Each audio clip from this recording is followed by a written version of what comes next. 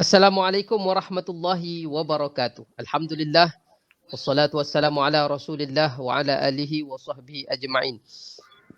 Asyhadu an la ilaha illallah wahdahu la syarikalah wa asyhadu anna Muhammadan abduhu wa rasuluhu. Allahumma salli wa sallim wa barik ala sayyidina Muhammad. Apa khabar penonton yang dirahmati Allah? Alhamdulillah bertemu lagi kita di dalam ceramah online pada malam ini yang ditaja oleh Tuan Haji Muhammad Arsyad bersama-sama dengan tim beliau, dan alhamdulillah tetamu kita pada malam ini sudah bersiap siaga bersama-sama dengan kita untuk berkongsi pengalaman, cerita, nasihat dan berbagai lagi tuan-puan yang dirahmati Allah. Iaitu tajuk perbincangan kita pada malam ini berkaitan dengan meraih kerehatan yang hakiki. Bila dengar cakap pasal rehat ni tuan-puan dirahmati Allah, pasti dalam satu-satu masa kita perlukan rehat. Rehat jiwa, rehat minda dan sebagainya. Ia satu perkara yang kita kata sangat perlu untuk mengembalikan tenaga kita untuk meneruskan kehidupan tuan-puan dirahmati Allah. Baik, sebelum kita panjang lebar bercerita tentang tajuk kita pada malam ini, saya nak ajak penonton yang dirahmati Allah, kita mulakan pertemuan kita ini dengan Ummul Kitab Al-Fatihah.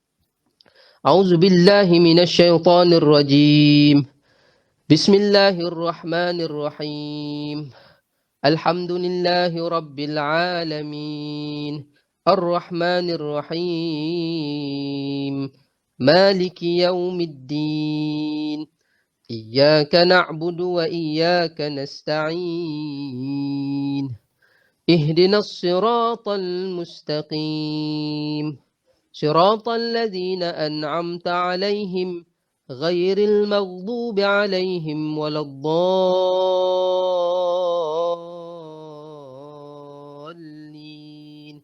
آمين آمين آمين يا رب العالمين. Penonton yang dirahmati Allah, kita bersama dengan yang berbahagia Datuk Dr. Abdul Basit. Apa khabar yang berbahagia, Datuk? Alhamdulillah, khair wa afiyah. Alhamdulillah. Alhamdulillah, khair wal afiyah. Masya Allah, tuan-puan dirahmati Allah. Di belakang tu apa dia sebenarnya bagi Datuk? Tu semua tu view pondok Sungai Durian.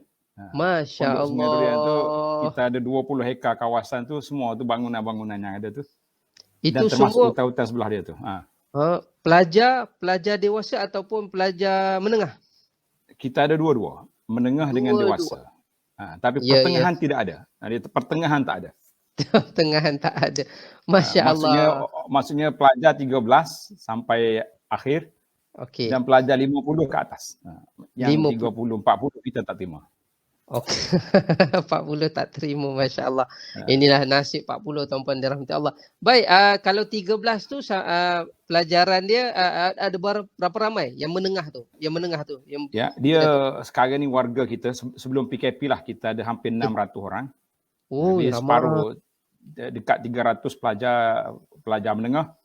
Warga mah kita dekat 300 juga orang. Masya Allah. Itu bangunan-bangunan tinggi itulah. Malakala bangunan tertinggi tu untuk pelajar-pelajar yang muda, yang tuanya biasanya nampak pondok-pondok kecil tu. Dia orang tak nak naik tinggi-tinggi. Oh. Masya Allah, Masya Allah. Baik penonton yang dirahmati Allah, inilah perjuangan di dalam dunia dakwah tuan-puan dirahmati Allah. Di mana rehat kita, saya teringat kata-kata Imam Ahmad bin Hanbal, kalau saya tak silap, saya minta ditegur bagi Datuk. Rehatnya bila anak murid dia tanya di mana tempat rehat, di dalam kubur sebenarnya tuan-puan dirahmati Allah. Ataupun tak silap saya, jawapan daripada Imam Ahmad bin Hanbal, selagi kaki aku tidak melangkah ke dalam syurga, tiada istilah rehat lagi. Ni nampak ni tuan-puan, ucapan-ucapan orang-orang soleh terdahulu. Saya teringat satu ayat di dalam surah Al-Waqi'ah, bila Allah bercerita tentang orang-orang yang kita panggil macam mana Allahumma salli ala sayyidina Muhammad, makna kata mereka-mereka yang telah kembali kepada Allah ada 3 golongan. Yang pertama golongan yang dekat dengan Allah, yang kedua golongan kanan, yang ketiga golongan yang sesat. Siapa yang golongan yang di antara yang beruntung tu, di antaranya orang yang dekat dengan Allah, muqarrabin ni tuan-puan dirahmati Allah. Kerana apa? Farauhu wa raihanu wa jannatu na'im. Mereka diberikan kerehatan yang sebenar dan nikmat-nikmat di dalam syurga, tuan-puan dirahmati Allah. Inilah tajuk perbincangan kita pada malam ini, tuan-puan. Jadi tanpa membuang masa, saya serahkan kepada yang berbahagia Datuk Dr. Abdul Basit untuk memanaskan lagi mukadimah perbincangan tajuk kita, meraih kerehatan yang hakiki. Dipersilakan yang berbahagia Datuk. Bismillahirrahmanirrahim. Alhamdulillahirabbil alamin. Wassalatu wassalamu ala rasuli rabbil alamin. Nabiyyina wa habibina wa qudwatina Muhammad ibn Abdullah wa ala alihi wa sahbihi wa man sar ala nahjihi wa ihtada bihadihi wa istanna bisunnati ila yaumiddin, amma ba'du. Yang dihormati Al-Fadhil Ustaz Ahmad selaku pengacara majlis, yang dimuliakan Tuan Haji Arsyad selaku penyelaras, dan yang diraikan yang berbahagia Ustaz Datuk Kazim, serta semua muslimin dan muslimat, para penonton yang bersama sekalian. Assalamualaikum warahmatullahi wabarakatuh. Assalamualaikum warahmatullahi. Alhamdulillah, syukur kita kepada Allah Azza wa Jalla kerana pada malam ini 12 hari bulan November 2021 kita dapat bersama dalam majlis bual bicara di antara Abu Anas dan Ustaz Kazim dan juga Ustaz Da'i, Ustaz Ahmad, dan juga Ustaz Haji Arsyad selaku penyelaras. Dan hari ini 12 November 2010 ke Haji Arsyad? Ya. Yeah. Saya jumpa gambar Allahyarham Tuan Guru Haji Ni Abdul Aziz yang diiringi oleh Tuan Haji Arsyad. Saya kata Masya Allah, berlalu 10 tahun yang lalu. Subhanallah. Kebetulan hari ini saya pula bersama dengan Tuan Haji Arsyad. Mudah-mudahan hidup kita diberkati oleh Allah Azza wa Jalla, sentiasa bersama dengan para pendakwah. Amin. Para pencinta ilmu, para pencinta, para ulama Islam yang menghabiskan masa dan usia untuk menyampaikan agama ini, menyampaikan dakwah ini kepada masyarakat. Kita doakan yang telah pergi dengan keampunan dan maghfirah. Kita doakan yang masih hidup supaya istiqamah dan husnul khatimah, insya-Allah. Amin, amin. Jadi para jemaah sekalian, tajuk yang kita pilih untuk perbincangan kita pada kali ini iaitulah mencari kebahagiaan ataupun kerehatan yang hakiki. Kenapa kita pilih tentang rehat? Kadang-kadang orang duk tanya kenapa mau rehat, kan? Kita kata bila anak duk perhati tengoklah Ustaz Ahmad. Ya. Apabila kerajaan buka je boleh merentah dan geri ni, Allahu Akbar, masya-Allah. Nya rentah sungguh-sungguh. Kita di Kelantan ni banjir berhujan kata orang. Banjir dengan keluarga yang pulang yang balik. Kita jangan sebutlah positif COVID mendadak naik balik, itu kita abaikan. Mudah-mudahan Allah Taala hilangkan dalam masa sekejap, insya-Allah. Tapi nampak apabila tak berhubung lama tu, jadi masyarakat kita ni suka mencari balik di mana mereka akan cari kerehatan, kebahagiaan, iaitulah apabila kita dapat berkumpul dengan keluarga merupakan satu kebahagiaan. Bila kita jumpa dengan anak-anak kita adalah merupakan suatu kenikmatan. Kita kata itulah yang kita dambakan rehat yang hakiki.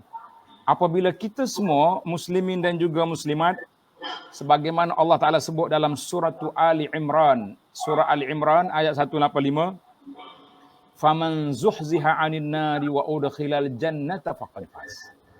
Siapa yang dibangkit di akhirat esok dalam keadaan baik, selamat daripada api neraka dan dimasukkan ke syurga, maka itulah manusia yang bahagia.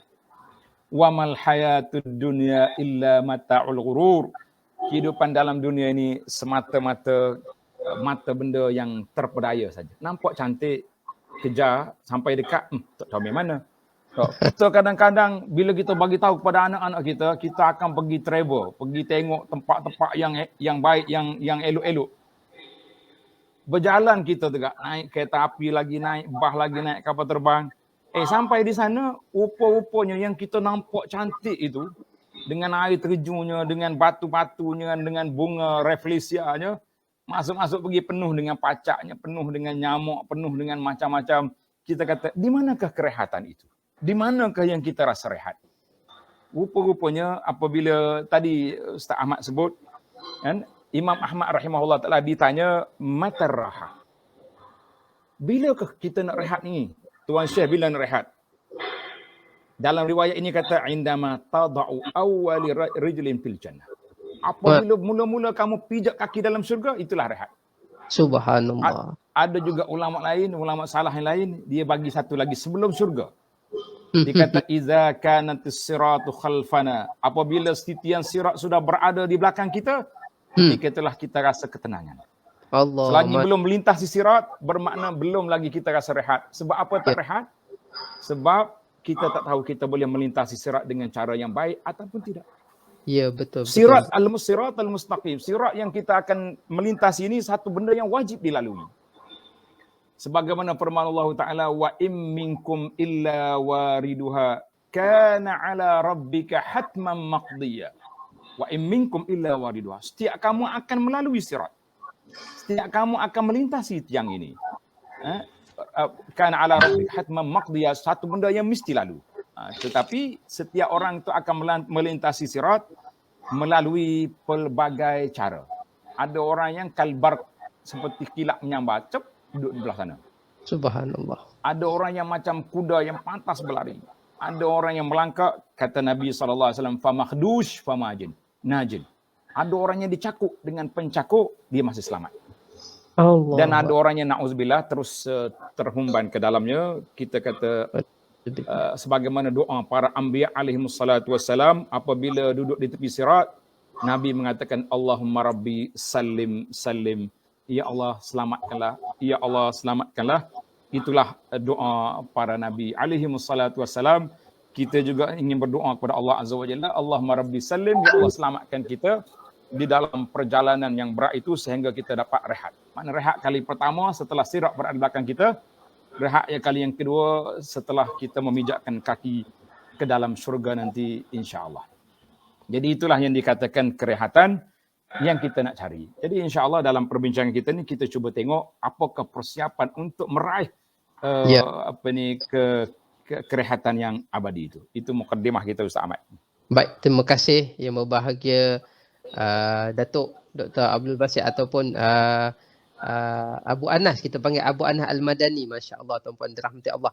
Terima kasih atas pencerahan pada mukadimah di mana target kita untuk rehat sebenarnya tuan-puan dirahmati Allah. Target kita adalah kalau benar-benar kaki kita melangkah ke dalam syurga, sirat di bahagian belakang kita ataupun kita mampu melalui titian sirat itu sepantas kilat. Itu target kita tuan-puan yang dirahmati Allah. Pasti ada amalan-amalan dia, persiapan-persiapan dia, mujahadah yang perlu dilakukan. Dia bukan senang-senang boleh dapat perkara tersebut tuan-puan dirahmati Allah. Pasti ada sesuatu yang perlu kita bayar dan kita korbankan dan kita bebani hidup kita dengan perkara tersebut supaya kita menjadi orang yang Allah kata fa'amma in kana minal muqarrabin, kita panggil golongan-golongan muqarrabin ni yang Allah janjikan farauhum wa raihanu wa jannatu na'im, iaitu Allah janjikan memperolehi ketenteraman dan rezeki serta syurga yang penuh dengan nikmat ni. Pasti ada macam mana jadi Allah janjikan kepada mereka yang muqarrabin ataupun ashabul yamin ni. Mereka inilah yang kita kata wa yanqalibu ila ahlihi masrura. Mereka ni akan menjadi seronok bersama dengan ahli keluarga mereka, bangga dengan keputusan-keputusan yang mereka lalui sehingga mereka sama-sama masuk syurga. Ini mesti ada usaha yang perlu dilakukan. Jadi sebab itu mari kita dengar tuan-puan, teruskan share, komen yang baik-baik. Ataupun jika tuan-puan ada soalan-soalan ingin diajukan kepada panel kita pada malam ini pun kita buka seluas-luasnya. Sementara itu kita masih menunggu yang berbahagia Datuk Ustaz Kazim Ilyas untuk bersama-sama dengan kita pada malam ini. Datuk minta maaf, yang berbahagia Datuk Ustaz Kazim agak lewat sedikit sebab ada urusan bertembung kali ini. Jadi tak apa, insya-Allah kita tetap teruskan juga perbincangan yang sangat menarik dan penting pada malam ini tuan-puan dirahmati Allah. Baik, saya serahkan kepada Abu Anas, kita panggil Ustaz Abu Anas Al-Madani, untuk kongsikan kepada kita apakah persiapan-persiapan yang kita perlu lakukan dalam tempoh 40 tahun, 60 tahun sebelum datangnya kematian menjemput diri kita. Dipersilakan yang berbahagia Ustaz. Betul. Baik, terima kasih Ustaz Ahmad. Jadi para jemaah, para penonton sekalian, alhamdulillah bila kita kata kita nak rehat di mana? Ana duk perhati banyak Kadang-kadang kita kata, Ustaz, saya nak pergi berehat. Berapa hari? Seminggu, 3 hari. Di mana? Atau ada yang naik bukit, ada yang pergi ke laut, ada yang pergi mana. Kita kata pergi berehat ke pergi cari letih tu. Ada yang pergi janda baik lah tu. Ya. Ada yang pergi janda baik. Itu bahaya. Janda di sini ada janda baik, di sana ada panglima garang. Jadi macam-macam kita ada tempat. Ada yang garang, ada yang baik. Baiklah, yang penting bagi kita pergi cari tempat yang kita rasa boleh rehat. Sebenarnya kebahagiaan itu duduk di mana? Duduk di sebagaimana yang Nabi sebut sallallahu alaihi wasallam sebut dalam hadis arba'un minas sa'adah. Nabi kata ada 4 sebenarnya kebahagiaan itu. Kebahagiaan manusia itu, kerehatan manusia ada 4, arba'un minas sa'adah. Ada 4 daripada kebahagiaan. Apa yang kita rasa kita akan bahagia? Yang pertama, sebagaimana disebut oleh hadis yang diriwayatkan oleh Sa'ad bin Abi Waqqas radhiyallahu anhu, yang pertama al-mar'atus salihah. Bila seorang itu dapat memiliki isteri yang salihah. Dia tak kata isteri yang cantik. Nabi tak kata isterinya lawa. Walaupun cantik dengan lawa tu amrun nisbi. Kita kata orang ni comel. Ada orang kata tak comel bini dia tu. Kita tak boleh nak kata. Ada orang yang masya-Allah pada pandangan kita lah, tak padan dengan dia. No, nampak semak Ustaz Ahmad pada orang perempuan dia. Contoh ini jangan marah. Contoh orang kata, Masya Allah macam pinang di belah kapak. Maknanya cantik dia punya. Jadi kita kata, sebab tu Nabi tak kata al-mar'atul jamilah. Apabila seorang itu memiliki isteri yang comel, yang lawa, maknanya itulah di antara kebahagiaan. Dia kata al-mar'atus salihah. Maknanya bila suami memiliki isteri yang salihah, maka sudah tentu dia ada kerehatan di sana. Dia tak payah fikir panjang. Dari sudut solat, bini dia dah solat. Dari sudut penjagaan aurat, alhamdulillah wanita ini, muslimah ini sudah jaga aurat. Apa yang kita bimbang? Kalau dia keluar rumah pergi bekerja pun kita tahu dia ada takwa. Dia ada iman. Jadi kalau suami di pejabat lain, isteri di pejabat lain, kita rasa ada kerehatan di situ. Sebab apa? Sebab kita yakin dengan iman yang ada dalam diri salihah itu dapat menjaga dirinya, dapat mengawal pergerakannya, mengawal perasaannya daripada terjebak dengan perkara-perkara yang tidak baik. Iya. Dan wanita juga sama. Apabila mendapat zaujus salih, suami yang baik, dia rasa dia tenang. Cuma kadang-kadang dia kena ingat, walaupun suami itu soleh, kalau dia kahwin seorang lagi, bermakna dia tak soleh. Macam mana Ustaz Ahmad kata? Sekarang ni orang anggap suami ni soleh sebab dia baik. Tapi kalau dia kahwin seorang lagi, jadi soleh ke tak soleh? Kalau cara jalan yang betul, insya-Allah soleh, Ustaz. Masih soleh lagi. Tapi cari pasal lah. Kalau orang nak marah pun ini page Dr. Ustaz Kazim ni marah kan Ustaz. Baik. Baik. Yang pentingnya kita balik pada tajuk kita, maknanya kita apabila ada soleh dengan salihah, maka di situ ada iman. Iya. Bila kita ada keimanan, maka di situlah ada kerehatan. Iya. Ramai orang, anak jumpa 2-3 kes. Petang hari telefon Ustaz, doakan. Kata apa yang saya nak doa gelak-gelak ni? Isteri saya belum pulang Ustaz. Allah. Dia pergi bila lagi? Pergi daripada pagi tadi sekarang dah maghrib tak pulang-pulang lagi. Katakan pejabat habis pukul 5. Dia kata dia mana pejabat? Dia pergi jual MLM je. Sudah. Jadi kita kata ini maknanya kerisauan tu ada. Iya. Sama juga bila kita ada anak yang baik-baik, yang soleh. Kita tahu kalau anak kita tak ada di rumah, dia duduk di masjid. Dia duduk di tempat kelas-kelas pengajian. Dia bersama dengan sahabat-sahabat dia yang baik. Maka kita rehat. Tapi kalaulah semua benda ni kalau tidak ada soleh di dalam rumah tangga kita, maka usahlah bercakap kerehatan yang hakiki apabila masalah keluarga belum settle, belum jelas. Jadi masalah. Kemudian yang kedua, dia rukun kebahagiaan yang kedua, Nabi kata al-maskanul wasi'. Rumah yang luas. Saya duk fikir rumah luas ni kena berapa bilik? Kriteria rumah nak jadi luas berapa bilik Ustaz Ahmad? 10 bilik, 5 bilik? 10 bilik tu macam lain Datuk. Lain pula? Lebih sangat? Itu macam 4 isteri tu. Pula. 10 ada bilik. pelajar-pelajar universiti mari buat kajian di pondok ni. Dia pergi tengok, dia kata, macam mana makcik-makcik ni duduk rumah sempit? Saya kata pergi tanya dia. Jangan tanya saya.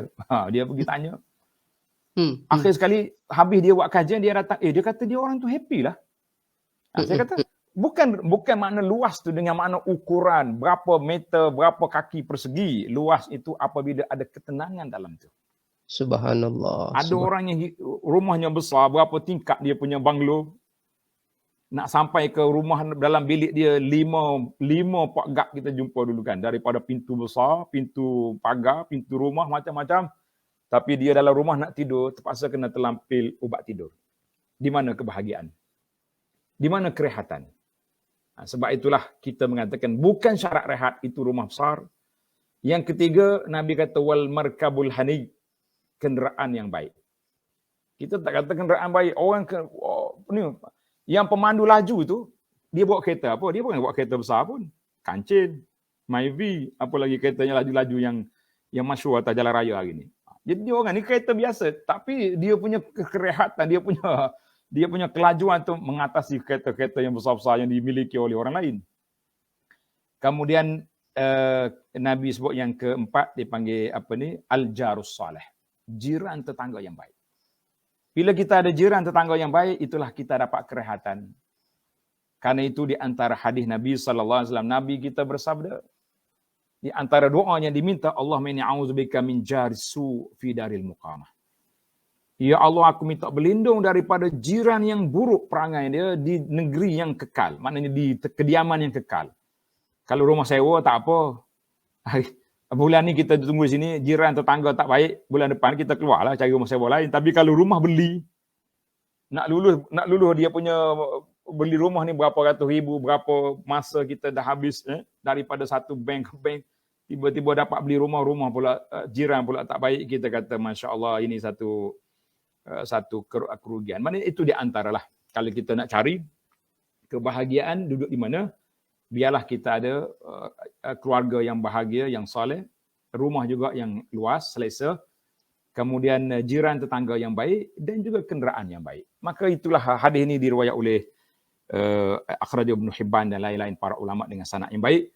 Kita mengatakan bila kita kata kita nak rehat, maknanya kesimpulan yang dibuat oleh seorang tokoh pendakwah, dia kata aku tengok pergantungan kita rehat ke tak rehat, senang ke tak senang, happy tak happy, duduk di dalam hati manusia. Duduk dalam hati manusia. Bila hati tu tenang, dia jadi baik. Dia jadi senang. Tapi kalau hati tak tenang, buatlah apa saja pun tak jadi. Sebab itulah hadis yang sangat masyhur yang Nabi kita selalu bersabda, ala inna fil jasadi mudghah. Dalam tubuh manusia itu ada seketul daging. Ala wahyal qalbu, iaitulah hati, jantung yang ada dalam hati. Sekarang ni orang pertikar pula terjemahan hati kepada qalbu. Ya, tu. Ada tengok perbincangan. Ada tengok. Ada. Anda tengok di antara penterjemah awal yang menarik, Kitab Penama Bagi Hati. Kitab Penama Bagi Hati yang ditulis oleh Syekh Abdul Qadir Al-Mandili rahimahullah. Dia tak terjemah hati, dia terjemah jantung. Awal-awal lagi dia terjemah. Saya kata Syekh Abdul Qadir peka tajuk ni. Dia peka. Dia tak terjemah hati, dia terjemah jantung. Kita kata Syekh Abdul Qadir tahu. Masya Allah. Dan sekarang ni pun, kamu ni dia huraikan. Maknanya, ada ke jantung yang pam darah tu? Kalau jantung tu senang, boleh tukar tu. Contohnya anak orang ni jahat sangat. Dia dia kaya, dia pergi tukar buah jantung lain. Jadi baik ke tak? Anda ingat waktu persidangan awal Majma' Fiqhi dulu. Ketika nak meluluskan fatwa, membenarkan tukar anggota ni. Naqlul a'dha'. Di antara yang dibimbangnya kalau tukar jantung ni. Adakah bila kita tukar di China contohnya, selepas daripada tukar, sedar-sedar daripada pengsan, ni hauma. Wah, sudah bercakap Cina pula dia dah. Adakah dia tukar atau tidak? Rupanya itu jantung itu alat untuk pam darah. Kalau dia berhenti matilah kita. Tapi yang sebenarnya dia panggil jantung hati nurani. Maka kita lihat, kita tengok kerehatan itu duduk di hati. Sebab itulah beberapa perkara pergantungan persiapan yang kita kena buat, iaitulah kita balik kepada hati nurani kita, barulah kita akan jadi seorang yang tenang dalam hidup kita itu, insya-Allah. Itu yang silakan. Baik, terima kasih. Ada yang tanya, ini macam suara Ustaz Anas Datuk Ustaz Anas Al-Madani, Abu Anas. Lepas tu ada yang jawab, yalah betul lah ni. Ada yang terkeliru, masih terkeliru. Ya betul tuan-puan dirahmati Allah, kita sedang bersama dengan Datuk Dr. Abdul Basit ataupun gelaran yang berbahagia Datuk adalah Abu Anas Al-Madani, tuan-puan yang dirahmati Allah. Memang betul tu. Tuan-puan memang bersama dengan beliau sebenarnya ketika ini, tuan-puan dirahmati Allah. Cantik huraian yang disampaikan oleh yang berbahagia Datuk sebentar tadi, tuan-puan dirahmati Allah, mengenai bagaimana kerehatan yang boleh kita lihat, yang perlu kita usahakan di dalam hidup kita walaupun berada di dunia yang sementara ini, tuan-puan dirahmati Allah. Di antaranya yang disebutkan daripada hadis Nabi sebentar tadi, tuan-puan dirahmati Allah, adalah pasangan yang solehah. Saya baru dapat mesej tadi yang berbahagia Datuk.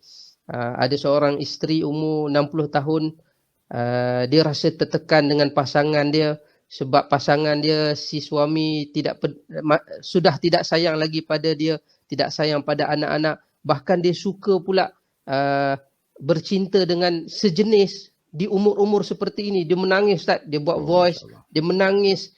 Jadi hilang kerehatan di situ, tuan-puan dirahmati Allah. Memang jelas betapa pentingnya kita berusaha untuk menjadi seorang yang soleh kepada pasangan kita ataupun mencari orang yang soleh, pasangan yang soleh, ahli keluarga yang soleh dan sebagainya, tuan-puan dirahmati Allah.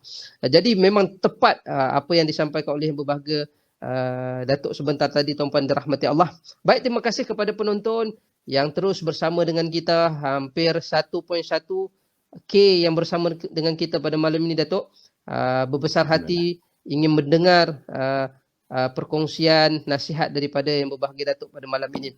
Terima kasih kepada Maria Alana, Amirah Intan, Sa'anah Sulaiman, Izam Shah. Begitu juga Wahid Hamid, Cik Hazmah, Cik Kop. Jadi tuan-puan dirahmati Allah, kita alu-alukan. Kita buka sekarang ini soalan-soalan daripada penonton.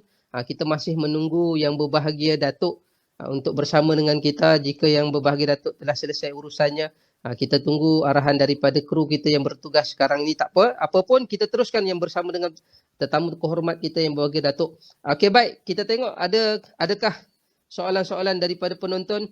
Jiran bela kucing sehingga menyakiti hati jiran, adakah berdosa? Contoh, rumah jiran tak boleh buka tingkap kerana kucing masuk. Jiran pula takut dengan kucing dan kucing kencing berak kat rumah jiran. Jiran bersabar tapi hati sangat terluka, tapi dia tak bergaduh dengan jiran kerana sayang pada jiran. Jadi apa komen yang berbahagia Datuk bersama dengan sahabat kita yang bertanya, iaitu Sarah Abdullah. Silakan Tok.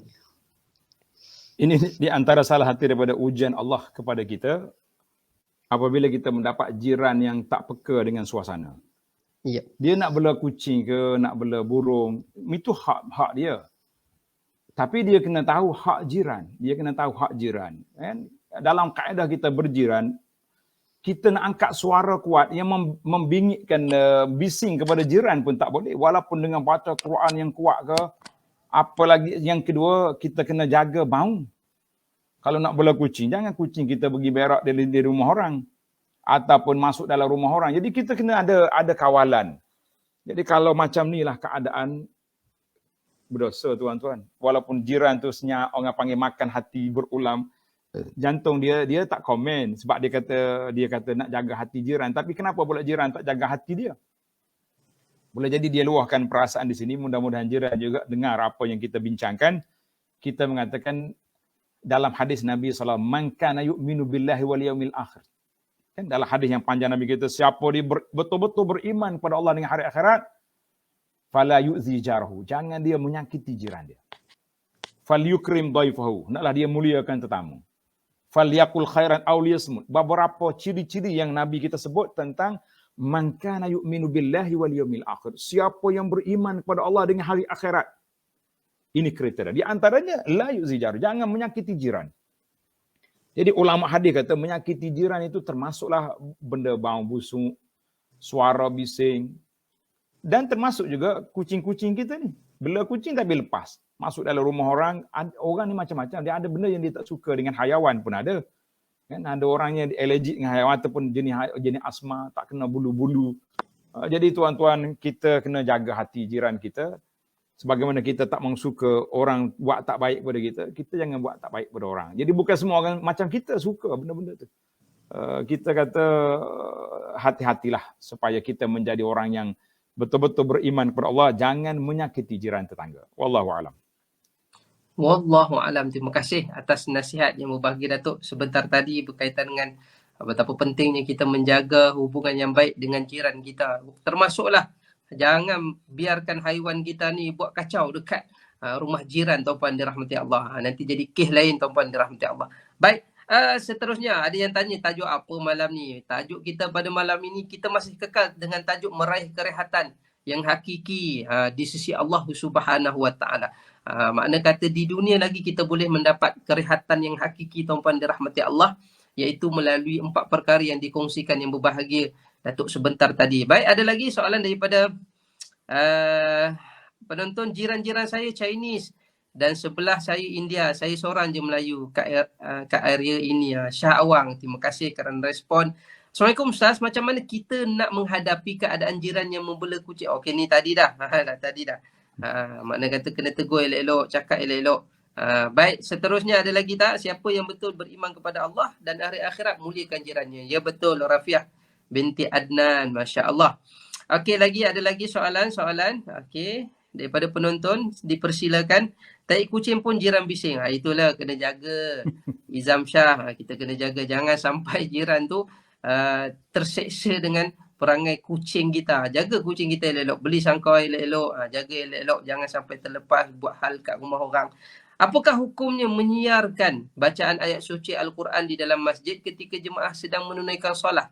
Sunnah tahiyatul masjid atau selainnya? Terima kasih. Daripada Muhammad Syah Kasim MSK. Dipersilakan Datuk. Yang mana nak jawab tu? Datuk? Masjid. Yang mana, soalan mana yang kita nak jawab? Banyak soalan tadi tu. Ustaz baca. Kita ambil daripada Muhammad Syah Kasim Mas. Dia tanya apa hukum ketika menyiarkan bacaan Al-Quran di dalam masjid dalam keadaan orang sedang solat sunat tahiyatul masjid. Dipersilakan. Itulah kalau kita tengok kepada apa ni, larangan mengangkat suara dalam masjid itu, termasuklah kalau kita baca Quran ada orang solat dalam masjid. Jadi seeloknya tidak dibisingkan, kecuali yang tak boleh nak buatnya waktu kuliah.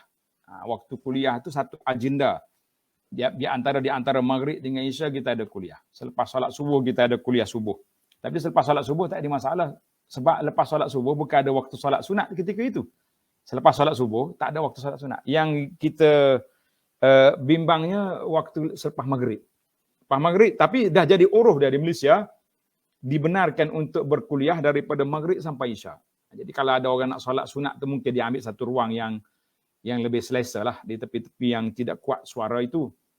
Tapi kalau tak ada keperluan untuk kita baca kuat dalam masjid, seperti guna mikrofon, guna speaker untuk baca Quran, sedangkan ramai ahli-ahli masjid datang, maka kita mengatakan itu juga mengganggu orang-orang yang sedang beribadat dalam masjid, maka itu tidak sepatutnya dilakukan. Itulah sebab sekarang ni orang duk bising tentang setengah-setengah masjid ni dipasang kuat speaker di luar masjid. Tuan-tuan kena sedar, zaman PKP ni, satu mazhab baru telah timbul. Dia mazhab webinar, mazhab PDPR. Ya kan? Kita ni mengajar di rumah sekarang. Anak-anak belajar di rumah. Tapi kalau pukul 3.30 dah pasang dia punya speaker, orang sedang mengajar ataupun anak sedang belajar, bukankah terganggu itu? Cukuplah kalau kita nak dengar untuk kita pasanglah dalam masjid. Dalam masjid pula ada orang solat. Jadi akhirnya, habis kita nak syiarkan Islam. Banyak lagi syiar lain yang kita boleh buat. Mungkin kalau kita nak pasang juga 5 minit sebelum maghrib, sebelum azan, pada waktu petang. Tapi kalau tengah hari memang ada kelas. Jadi kita kena ambil hati-hati para jemaah sekalian. Banyak perkara-perkara tentang kejiranan, tentang kerehatan yang kita kena kira. Selain daripada belajar PDR, mungkin ada orang uzur, orang sakit yang tak boleh kita kuat-kuatkan suara. Itu pun perlu dibincanglah. Ahli AJK Masjid perlu dibincang. Supaya kita beri kerehatan kepada orang di dunia, Allah Ta'ala akan beri kerehatan kepada kita di akhirat nanti, insya-Allah. Insya-Allah. Baik, kita raikan soalan daripada Syahya. Bagaimana pula kalau kita geram sangat dah dengan kucing tu yang berbahagia Datuk? Geram dengan kucing tu, setiap hari berak dekat pasu bunga. Ini geram sungguh lah ni. Jadi kita pun buka pipe air pancut, lepas tu kita pancut kat kucing tu biar dia lari. Adakah kita berdosa? Yang bagi Datuk. Kalau setakat nak menakutkan kucing biar dia lari tak ada masalah, tapi jangan sampai pacut sampai lemah kucing tu, tak boleh. Itu menyeksa hayawan. Kita tak boleh seksa hayawan, kita kena bincang dengan tuan dia. Sebab hayawan tu dia tak ada akal walaupun dia ada otak. Jangan kata tak ada otak. Setengah orang bila marah dia kata awak ada otak. Semua ada otak, lembu ada otak. Otak lembu pun bukannya murah. Tapi yang jadi perkiraan yang membezakan di antara kita dengan mereka ada akal.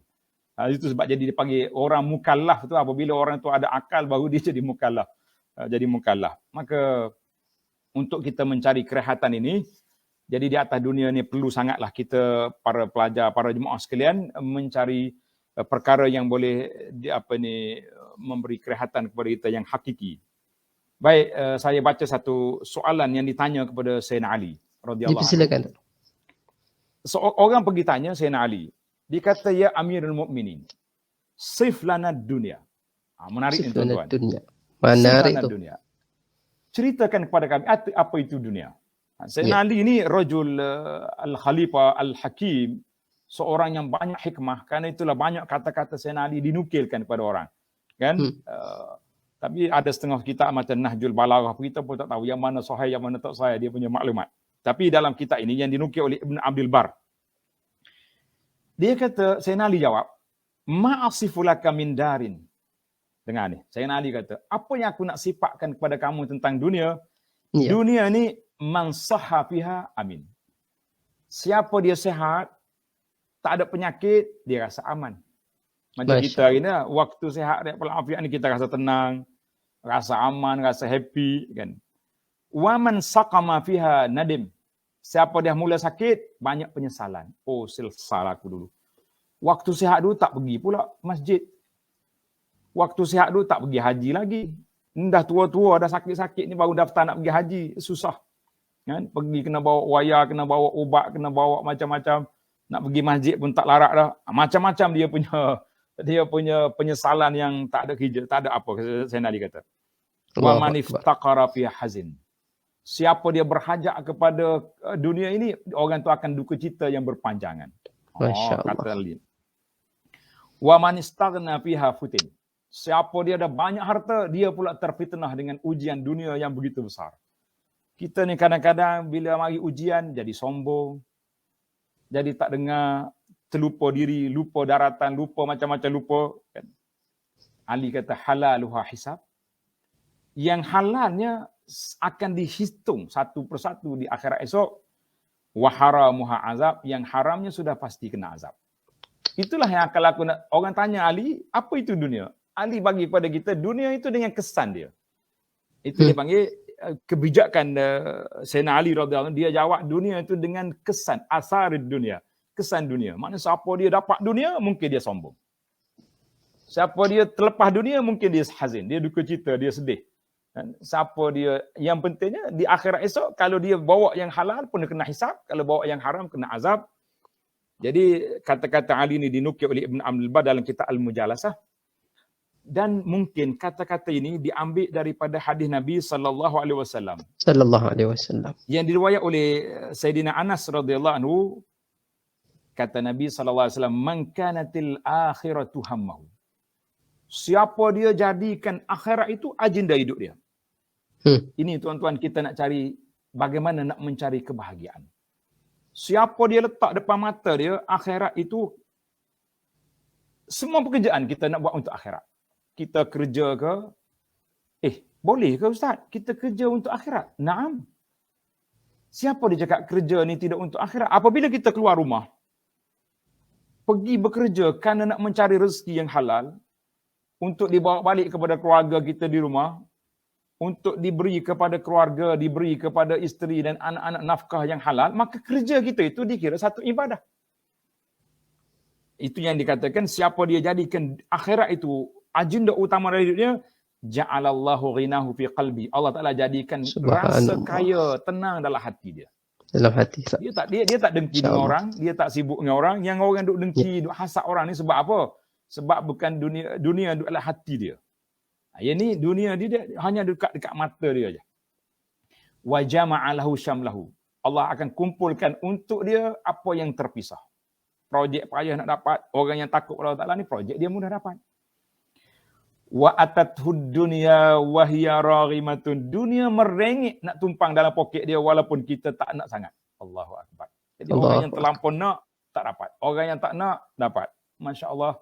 Sebab itulah kita tengok kadang-kadang orang soleh, orang baik-baik tak adalah sibuk sangat dia. Tapi senang je dia hidup. Sebab apa? Sebab kaya dalam hati. Kalau kaya dalam poket susah juga dia nak hidup. Kan? Berapa banyak dia kena accountant lah, kena cek tu sana sini, LHDN cari, oh itu cari, macam-macam orang cari ni atas dunia sekarang ni. Macam-macam orang cari dah. SPRM lagi pun cari. PKP ni tu. Lagi terus. Musim PKP lagi orang cari. Orang cari, masya-Allah. Sebaliknya pula, wa man kanatid dunya hammahu. Siapa dia dalam agenda hidup dia nak dunia je, dunia. Itu dia nampak. Ja'alallahu faqrahu baina ainihi. Allah jadikan kefakiran duduk di celah dua mata dia. Allahu akbar. Kefakiran tu duduk atas mata dia tu mata dunia. Dia tengok orang semua dengki hasad. Uish, kenapa dia tu kaya aku tidak? Kenapa rumah dia besar aku tidak? Kenapa projek dia berjalan? Sudah. Apalagi Nabi kata, ja'alallahu faqrahu baina ain. Allah jadikan kefakiran duduk di antara dua mata dia. Mata dia mata fakir, mata dia dengki, mata dia hasad nak pada orang. Wa farraqa alaihi syamlahu. Dan dunia pun lari daripada dia. Dunia tak nak dia. Walam ya'tihi minad dunya illa ma qaddaralah. Dan dunia tak datang kepada dia kecuali setakat apa yang telah ditetapkan oleh Allah Azza wa Jalla kepada dia. Hadis ni rawahu Tirmizi bisanadin sahih. Kita kata para jemaah sekalian, itulah kalau kita nak cari di antara tip bagaimana kita nak mendapat ketenangan dalam hidup kita ni, kita kena letak dunia itu sebagai satu wasilah, alat untuk nak menyeberang ke akhirat. Bukan sebagai tempat yang kita nak di sini. Sebab itulah saya suka kadang-kadang kata-kata pendakwah ni bagus, Ustaz Ahmad. Kita juga sebagai pendakwah ni, bila kita nak bincang dengan orang, kita kata tuan-tuan sedekahlah sekarang. Sebab apa? Bila kita mati nanti, kaya kafan tak ada poket. Iya betul. Juga kata-kata. Dia kata kaya kafan tak ada poket tuan-tuan. Tak boleh nak masuk duit untuk nak sedekah lagi. Tak ada lagi sedekah. Nak sedekah sekarang. Orang Kelantan kata nak sedekah, learning. Learn ni maknanya sekarang kita kena sedekah. Learn ni baru jadi. Sebab duit kita tak boleh bawa ke kubur, dalam kubur tak boleh bawa, tapi kita boleh bawa bagi account supaya duit tunggu kita dalam kubur. Jadi alhamdulillah. Tukarkan kepada pahala. Account je. Sebab tu dia kata dalam hadis Nabi kata ma naqasat malu min sadaqah. Harta tak kurang kalau sedekah. Macam mana tak kurang? Dalam akaun semaya semalam ada 100,000, saya sedekah 10,000 tinggal 90. Itu dalam dia bukan kurang, dia tukar akaun je daripada akaun dunia kepada akaun akhirat. Bahkan akaun akhirat lagi besar. Bergandengan. Allah janji. Kita sekarang ni kalau kita pergi ke bank berapa? 4%, 3,5% dapat beratus. Tapi akaun yang Allah janji ni 10% confirm. Subhanallah. 700 tengok niat. Itu perbahasan menarik dalam kitab yang saya ajar baca, kitab Al-Wafi Syarah Al-Arba'in, kan, hadis yang ke-36. Hadis tentang hadis 36 tu panjang dia punya huraian. Dia kata kita ni ikut niat. Paling tidak pun 1/10. 10 kali ganda. Satu jadi 10. Ila 700 dhi'fin, sampai 700. Kita kata itulah yang dikatakan. Maknanya tuan-tuan dan puan-puan, kita jangan rasa susah hati dah. Duit kita kurang dalam akaun dunia, dia berpindah ke akaun akhirat. Apa yang susah. Maka kita mencari kerehatan itu apabila bekalan sudah cukup. Sebab itu nanti di akhir perbincangan, ada masa lagi kita. Ada lagi masa itu. Beberapa kerehatan yang kita boleh ambil. Yang pertama sekali, bermula perjalanan kita nak rehat itu di mana? Bagi orang yang soleh. InsyaAllah, kita berdoa kepada Allah SWT, Allahumma ja'alna minas salihin. Amin. Ya Allah, jadikan kami itu di kalangan orang yang soleh. Kita tak boleh mengaku kita soleh, kecuali nama kita soleh. Itu je orang boleh. Mana-mana orang yang ayah dia nama soleh, confirm dia anak soleh. Siapa awak? Saya anak soleh. Mana awak boleh mengaku anak soleh? Memang anak bapak saya nama soleh, itu je boleh. Yang lain kita nak confirm macam mana kita kata saya mengharapkan saya ni orang soleh. Sebab Amin. itulah kata di para ulama, aku ni bukan orang baik, uhibbus salihin walastu minhum. Aku sayang kepada orang soleh walaupun aku bukan dari kalangannya. Mudah-mudahan dengan Allah. kita berkawan dengan orang soleh, kita dapat tempias syafaat mereka. Itu kata di para Amin. ulama. Jadi bila kita atas dunia ini kita buat persiapan yang rapi, yang pertama sekali para jemaah sekalian, ar-rahatul kubra bagi seorang mukmin. Ya. Saya bagi kronologi lah. Yang pertama sekali indal maut, ketika nak mati. Indal maut. Masya Allah. Kenapa tu Datuk? Kenapa Kesehatan ketika nak mati. Okey. Sebagaimana Allah Ta'ala sebut dalam surah Ibrahim ayat 27, yusabbitullahu alladhina amanu bil qawli tsabiti fil hayati dunya wa fil akhirah. Allah Ta'ala akan tetapkan pendirian orang yang beriman ketika hidup, ketika mati dan di akhirat. Maka itulah yang dikatakan apabila seorang itu baik di dunia, apabila nak mati, Allah Ta'ala akan beri kepada dia ruang dan peluang untuk mengucap dua kalimah syahadah. Kan di akhir hayat dia, dalam hadis yang sahih Nabi kita bersabda, man kana akhiru kalamihi la ilaha illallah dakhala al-jannah. Dalam sebuah hadis Nabi SAW bersabda, iza aradallahu bi'abdin khaira. Apabila Allah nak beri kebaikan kepada seorang hamba, ista'malahu. Allah Ta'ala gunakan hamba itu. Sahabat tanya, wa masta'malu. Bagaimana Tuhan guna kita ya Rasulullah? Kaifa? Apa makna hadis ini? Qala yuftahu lahu amalun salih baina yaday mautihi. Allah buka pintu kebajikan untuk dia sebelum dia mati. Allah bagi dia sebelum dia mati. Masya Allah. Ramai.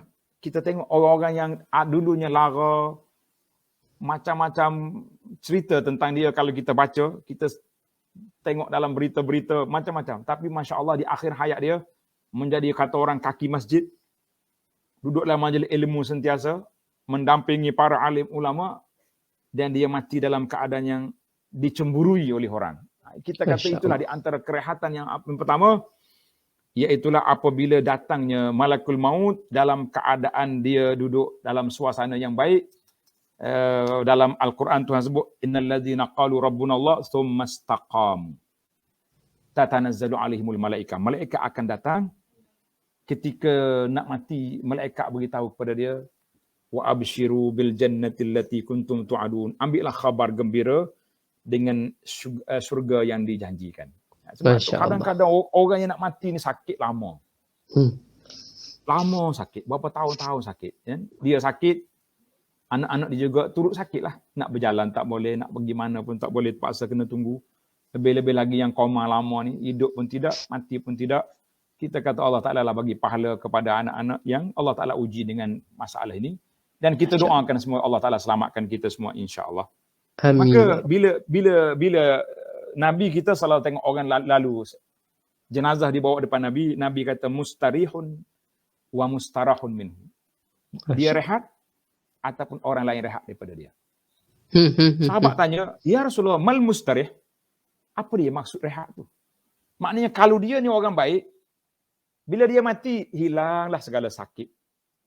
Hilanglah segala ujian atas dunia. Kalau dia hidup penuh dengan waya, jarum sana sini. Bukannya senang jarum kat tubuh ni. Bukan tempat masuk jarum tubuh kita ni. Tempat digosok-gosok. Kan? Tapi bila dia mati, mana dia telah rehat daripada nasab kesusahan dunia. Jadi kata ulama, rehat yang dia rehat bagi orang mukmin itu ketika dia mati. Masya Allah. Mustarahun minhu, kalau dia tu orang tak baik, orang lain rehat daripada dia. Dia mati, mujurlah. Kalau tidak, habis barang-barang. Besi-besi buruk dekat kampung ni habis terangkat dah.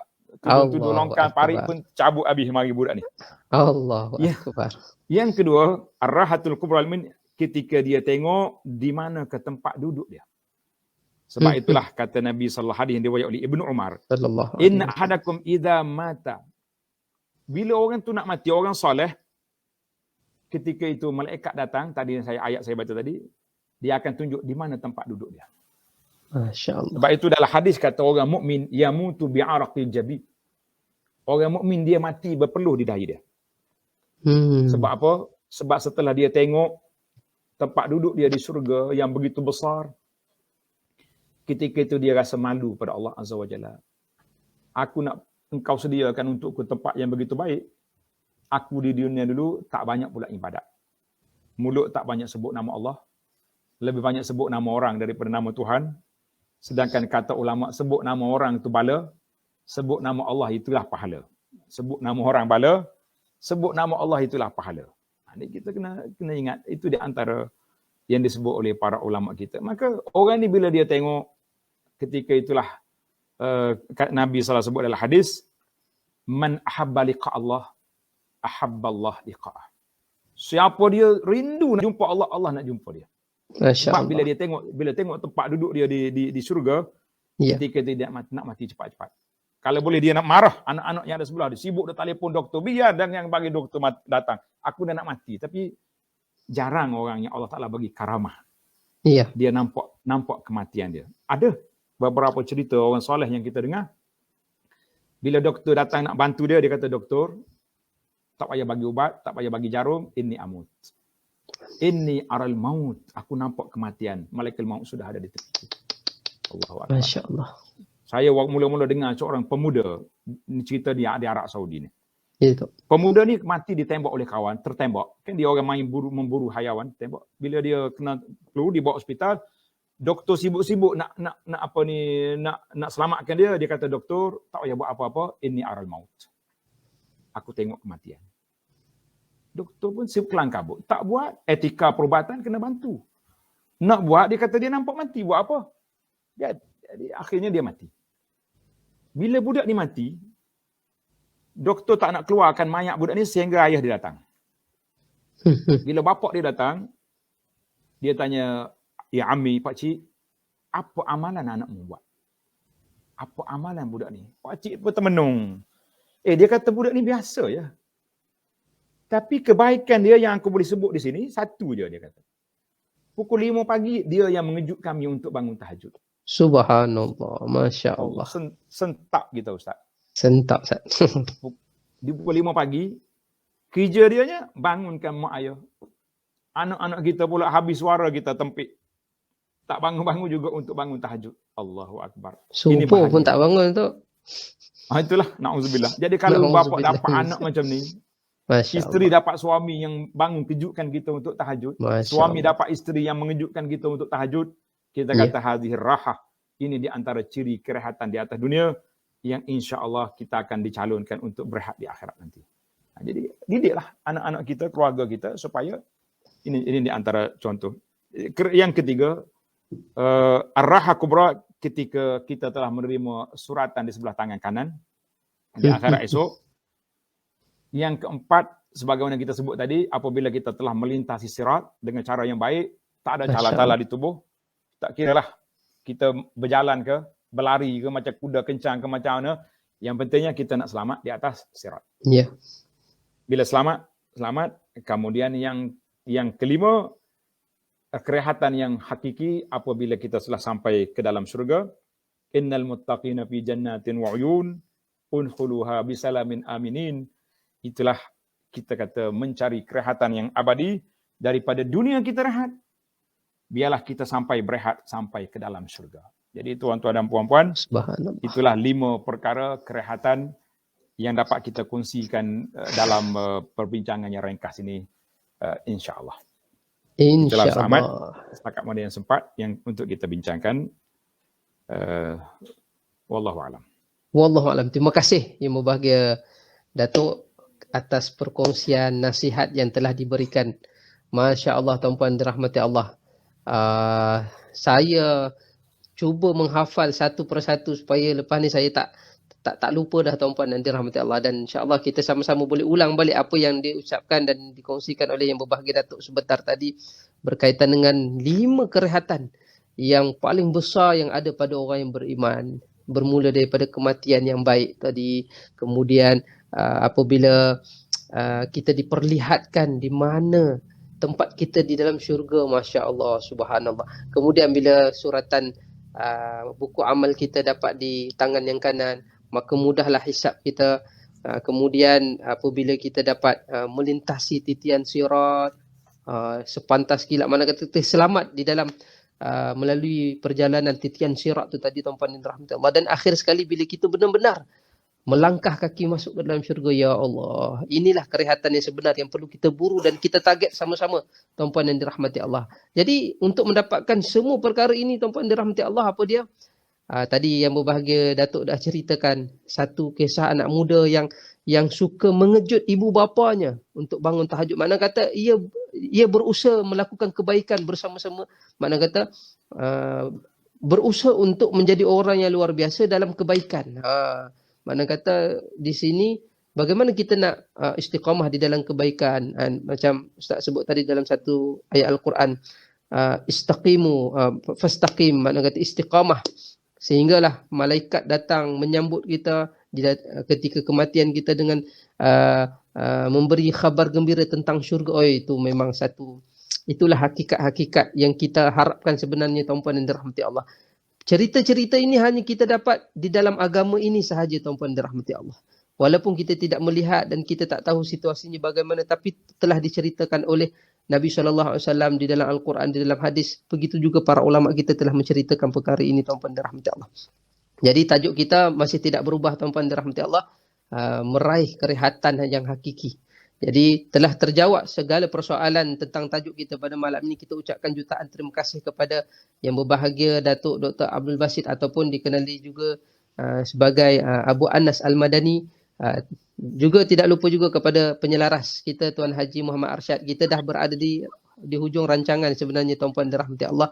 Begitu juga kita tidak lupa juga kepada penonton-penonton yang setia, 1.3 yang setia bersama dengan kita pada malam ini. Terima kasih yang memberi soalan, yang terus mencatat isi-isi yang telah dikongsikan sebentar tadi. Moga-moga menjadi bahagian daripada ilmu yang bermanfaat yang kita akan amalkan selepas sahaja kita keluar daripada majlis ilmu ini tuan-puan dan dirahmati Allah. Jadi insya-Allah saya persilakan Tuan Haji Arsyad mungkin ada sepatah dua kata di akhir ini sebagai penaja. Alhamdulillah, terima kasih Dai Ahmad, terima kasih Datuk Dr. Abdul Basit. Alhamdulillah, walaupun Datuk Ustaz Kazim tak dapat masuk malam ni, penonton-penonton tetap juga ramai untuk mendengar atas segala yang disampaikan oleh Datuk Dr. Abdul Basit malam ni. InsyaAllah. Terima kasih Datuk. InsyaAllah lain kali kita jumpa lagi. Anda pun dah jumpa Facebook yang Datuk bagi tadi. Rupanya Facebook lama je. Alhamdulillah. Terima kasih Datuk. InsyaAllah kita jumpa lagi. Alhamdulillah. Terima kasih Tuan Haji Arsyad kerana menaja program ceramah online kita di page yang berbahagia Datuk Ustaz Kazim Ilyas Al-Hafiz. Baik tuan-puan dan rahmati Allah, terima kasih Doktor kerana Datuk kerana sudi bersama dengan kita pada malam ini. Moga Allah berikan kebaikan di dalam setiap perkongsian yang disampaikan oleh yang berbahagia Datuk kepada kami. Kami sangat bersyukur sangat. Kami doa supaya kita sama-sama, tuan-puan dan rahmati Allah, kita dapat mati dalam keadaan baik, kita menjadi orang-orang yang benar soleh sebelum kematian kita. Kita sempat diberi ruang untuk bertaubat sebelum datang kematian kita, supaya kita tergolong di kalangan orang-orang yang memiliki kerehatan yang kubra ni yang disebutkan oleh yang berbahagia Datuk sebentar tadi. Baik, kurang lebih kami mohon maaf. Kita jumpa lagi pada masa akan datang. Wabillahi taufiq wal hidayah. Wassalamualaikum warahmatullahi wabarakatuh.